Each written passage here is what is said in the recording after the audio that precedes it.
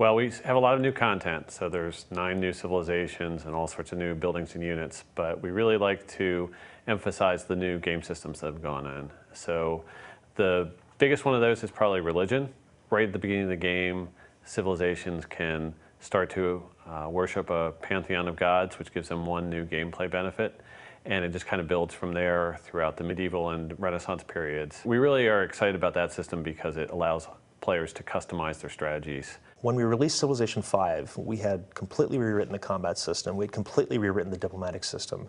And to add the religion system, at least as it was, layered on top of that, we thought would be a little bit of overkill. So when Ed really attacked us, and he really wanted to accomplish something that fit with Civ 5, he really dug down deep and came up with something that we think is really, really cool. I want this to be a game that I can play over and over again, and I don't want to have, the same choices presented to me without a lot of variation. So I like that kind of customization.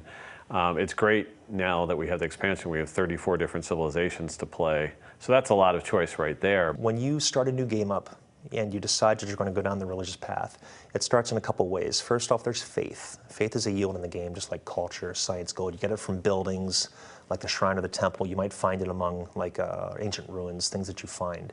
Once you just get up to that little bit of amount, you get to found a pantheon of the gods. It just happens. The clock starts ticking away towards getting a religion. You have to build up a lot of faith for that. And you choose one belief as your people's brush with religion. All of your cities automatically get the pantheon after that. It doesn't spread beyond your borders. It only starts spreading once you actually kind of elevate it to a full religion. How you get there is with a great prophet. You have a chance to spawn him every turn. But eventually you will get him, and when you do, you can actually use him to found a religion. After you've established your first religion, if you manage to keep building up faith, you can have your great prophet do a holy site, which is going to generate faith, kind of like a landmark will for your great artists. Oh, there's one other thing too.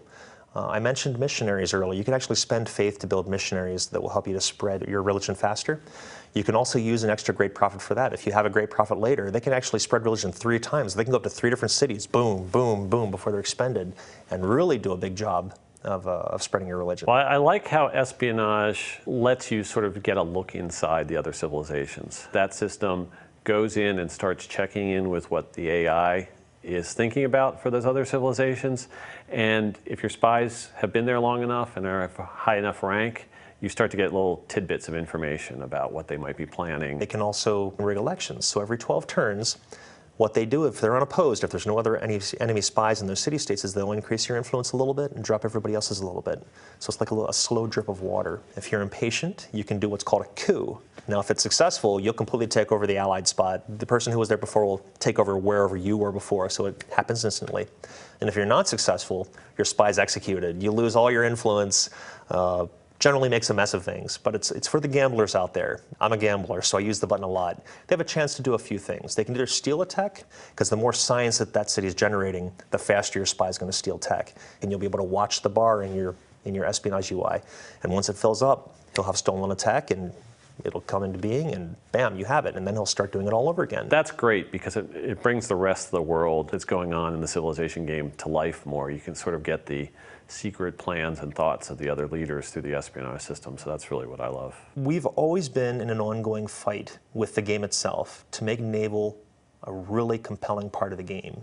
So we wanted to make it dangerous. We wanted to have a reason for you to build a fleet. And the ability to take coastal cities and give you a foothold in enemy territory, so you can actually start out an invasion like that. You don't have to risk all your land units first.